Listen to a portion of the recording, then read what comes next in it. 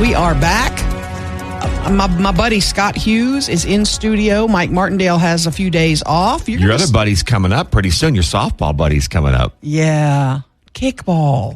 I always say softball. He's my kickball You wouldn't buddy. put him on your softball team. You'd have him on your kickball team. He's on my kickball team. Gosh, I hate to. And that's Speaker Mike Johnson. House Speaker Mike Johnson. And if you haven't heard that story real quickly, because we're waiting for Mike to call, he's a very busy man.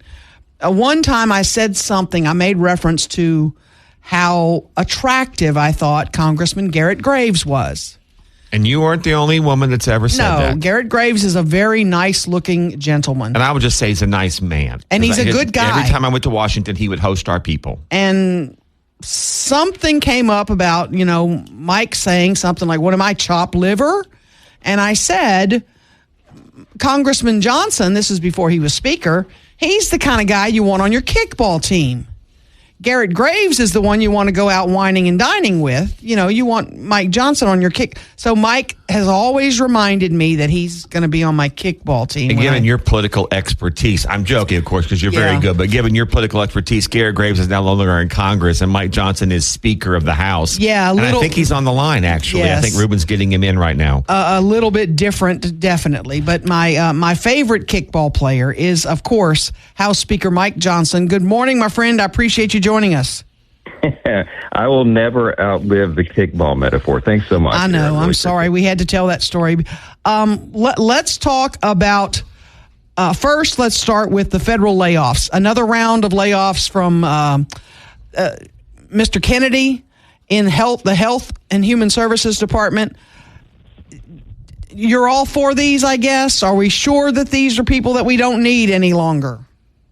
Well, I'm going to have to defer to the cabinet secretaries. They're using a scalpel and not an axe. And Elon explained that on an excellent interview with the DOGE team with Brett Baer on Fox News yesterday. That's going around. I just shared it again on my social media this morning because they're explaining this sort of restructuring of the federal government. Aaron, I mean, they're going in. They're finding the fraud, waste, and abuse that has been hidden from Congress for decades.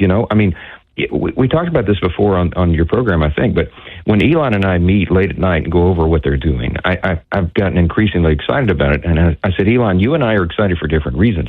You're thinking of this as a data analyst and a scientist, and I'm thinking of it as a constitutional law attorney and a historian. What we're going to do is not just save money. We're going to restore the framers' vision for the Constitution. The men that wrote the Constitution envisioned a small federal government that was lean and served the people well, efficiently, effectively, because it would have careful oversight by the duly elected representatives of the people in Congress. The problem is we haven't been able to do that for decades because the bureaucracy has been hiding the data from us. And now Elon has cracked the code. The DOGE team has algorithms crawling through all these agencies and all the funding and everything, and they're finding the hidden things that they never showed us. And that's what's truly revolutionary. So HHS is just one example of that. Secretary Kennedy was in my office 5 days ago, I think, and end of last week, and we met and talked about all this, what he's doing, and we're encouraging it because we've got to make government work better for the people. And Speaker Johnson, Scott Hughes, good morning. Good to talk to you again. I liked your answer, but I'm going to ask a follow-up that many are asking online in the community. You just said the role of the constitutional role of government, which is oversight by the duly elected representatives. I don't think we've seen a vote yet in Congress on any of these cuts. Where and when is the duly elected representatives of Congress going to do their role? Because many would say this information's been there for a long time. You've known this. Congress can't get the votes to do these cuts, and they're being done by the administrative branch. And so you addressed, because that's what I think a lot of people are looking at. People are for economy and efficiency. They want to see Congress do some votes. When are those votes going to come? Right. Well, remember, we're less than, 80 days into the administration, right? So when Congress appropriates money, there's a certain amount of discretion that is allowed to every presidential administration, whether they be a Republican or Democrat, because Congress can't be deeply involved in the weeds of every line item of every agency. That's all we would do all day long. So you defer to the administration, the executive branch, to do their work, and there's a presumption that they're going to be good stewards of it, that they're not going to waste it, that they're going to only hire essential employees and all those things. And so now this is effectively, Scott, like an audit of the federal government. We're allowing the president and his administration to go through and do what Congress always hopes and expects will be done. And then the next step will be to codify it, to your point. Now, you know, I'm a lifelong fierce advocate of Article 1 of the Constitution. That's the legislative branch. We agree on that completely, Mike. Yes. Yeah. So I'm watching this very carefully. I'm talking about it with the president daily. Okay, and what will happen next is that all these extraordinary savings are going to be sent over. It's going to be qualified and then quantified and then codified. So we're in the first two stages right now. They're sending it to us. There'll be specific amounts of money and line items, and that is what you will see reflected in the fiscal year 26 budget and in the big reconciliation package that we're about to pass through Congress. Will DOGE look at all departments? And I say that by saying NASA, the Defense Department, that might involve contracts with SpaceX. Are we going to look at everything? I want to make sure that nobody's going to be immune from these cuts. Yeah, absolutely. That's the president's charge. That's our expectation. I mean, look, I've got to know Elon very well. I think he is an honest broker. I think he's doing this as a patriotic duty. He's losing some of his own fortune because of it. You know, they're attacking him and trying to tank his stock and burn his Tesla dealerships, right? But he still goes forward because he cares about the country that much. And I think they're going to look at every agency in the executive branch. It's going to take a while, but he put himself on a timetable to try to end this project by July 4th.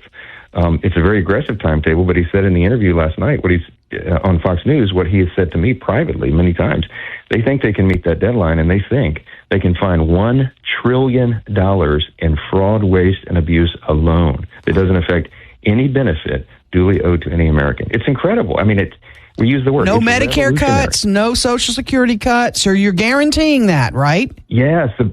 We and the president have said over and over and over, what we're trying to do is preserve those programs, reform them so they can be preserved for the people who rely upon them and are actually supposed to be the beneficiaries, not, 26-year-old able-bodied men who are sitting around on the couch playing video games. We're gonna kick them off these programs. These are safety net programs. They're meant for people that desperately need them, not people who are gaming the system. And Elon and the algorithms are finding the gamers, and so that's what's going to change it. And Speaker Johnson, Aaron mentioned military. I'll ask the other question I'm hearing a lot these days in our community, in your district, in the 4th Congressional. We're dipping in the military, maybe civilians at the Pentagon, et cetera. What will or would be the process if I'm at Barksdale, if I'm at Fort Polk, Fort Johnson? They named it for you, I think, Fort Johnson now. If I'm at these military installations, most of us are used to BRAC. We're used to a process where military installations would go through a really detailed system. What's the worry for the things in your district right now? Well, I'm watching it like a hawk, as you know. There are more questions than answers on the specifics of some of that because we haven't gotten to these, DOGE and the admin haven't gotten to these departments. I have spoken at length with Secretary Hegseth, Defense Secretary, about our military assets, our installations. It's, Barksdale, Fort Polk, Camp Minden, all these assets that are essential to our state and its economy, but also essential to our nation's security. And they know that. We've emphasized global strike and all the things that we have here. I'm going to guard that. Our senators, all of us together, will be guarding that jealously to make sure it's not just doing right by our district, our state. It's doing right by the country to preserve those things. And we'll see how it all shakes out. Big announcement with regard to Sheriff Whittington in Bossier, a big appointment. Explain that. Some folks know about it, some don't. Yeah, I'm really excited. On Tuesday, I appointed Sheriff Whittington to the Council on Juvenile Justice and Delinquency Prevention. It's an independent organization with the executive branch of the federal government, and the whole purpose of it is to focus on better serving at-risk children and youth. There's 23 total members of that. 13 represent federal agencies, and the Attorney General of the United States serves as the chair of the council. So Sheriff Whittington will be among a handful of leaders that are chosen from around the country. 3 of them are appointed by the Speaker of the House, and I could think of no one better than Julian Whittington. He's just a champion for those causes, always has been. Big announcements this week. Hyundai Steel Mill in Donaldsonville, Ascension Parish. My question to you is, we're not going to be forgotten in Northwest Louisiana, are we? Could we see some of this investment here soon? You got something up your sleeve? Yeah, there's a lot of things pending. I mean, Jeff Landry, Governor Landry, and the legislature have done a great job. Hats off to all those guys who are trying to make Louisiana a more attractive place for investment. Like Texas, like Florida, and some of our other competitors, Tennessee. They're working on the tax code. They're working on all these things, cutting regulations, and that is inviting new investment. So yes, we've got potential all over the state. Obviously, I'm shopping it every day in D.C. For our district. I got 20 parishes now. I've got like a third of the state by land area, and it's ripe for investment. So the Hyundai announcement was a big one. That's been a couple years in the works. $20 billion investment to deliver on President Trump's promise to create jobs and jumpstart the economy after the Biden failures and bring America's manufacturing back. And so he's working on that, and that's a big one. The president told me yesterday that we're up to $4 trillion in new U.S. investments just since he took office. I mean, that is in just 2 months. So we're going to continue on this trajectory. I think Louisiana is going to be the beneficiary of a lot of these great policies, and we're super excited about it. Speaker Johnson, in the last couple of weeks, the role of the judiciary has become into focus. And you and I would probably agree the Constitution does give clear oversight of the judiciary to Congress, or at least a role in overseeing the judges. You've made some comments on that. Do you want to make any comments related to what Congress might be looking at in terms of the balance of power between the three branches with the judiciary? Yeah, it's become a real problem. Okay, I used to litigate constitutional law cases. I did it for 20 years. I routinely ran into activist judges, that were appointed by Bill Clinton or Barack Obama to the courts, and they would sometimes look down at me and say, "Yeah, I know that's what the Constitution says, counselor, but we're doing something different." Now, I never ran out of those courtrooms and thought to myself, "I'll get that judge impeached." I just said, "I'm going to race to the appellate court and get him overturned." So. But the number of activist judges has increased. It's become a serious problem. They have political agendas, and it's posing a real threat to the rule of law and the separation of powers. So the House is working overtime to try to limit that abuse, and we're working with the Judiciary Committee, my good brother Jim Jordan, who's the chair of that, to expose the worst offenders. We're going to have a high-profile hearing next week in Congress. You'll see all that play out. And then we're going to vote next week on urgent legislation to stop these unfounded nationwide injunctions. It's become a serious problem where one judge, plaintiffs, activist groups can forum shop. They find the most liberal judge in America, they bring the case, and then this one judge just unilaterally decides to stop an entire, executive branch's policy. That it shouldn't be that way. And I think everybody can agree that's not what the founders intended, and we're going to stop it. And whether anybody agrees with your politics or not, Mike, you've done an amazing political job with the smallest margin, I think, in the history of the House. It doesn't look like that margin is going to change anytime soon. There's a couple elections Tuesday. Y'all clawed back a member of leadership yesterday. Where's this going to go the next 6 months, year and a half with this one vote margin? Because you're working with the smallest of margin of error here. Yeah, I know. There's an important admonition in Scripture. The Bible says, "Don't worry about tomorrow. Tomorrow has enough trouble of its own. Just handle it day by day." And that's what I do, brother. This is a lot of prayer and patience and hard work, 24 hours a day to keep the agenda moving. But by God's grace, we've done it. I mean, it's incredible. We've defied the odds time after time. We're moving the agenda. The next big thing is the one big beautiful bill, the reconciliation package. It's going to have all of our policies sandwiched into one big massive piece of legislation. So I know we'll all be talking about that in the weeks ahead because it's a big one. It's going to get everything done. But I tell you what, this is not a job I ever dreamed I'd have or ever really asked for.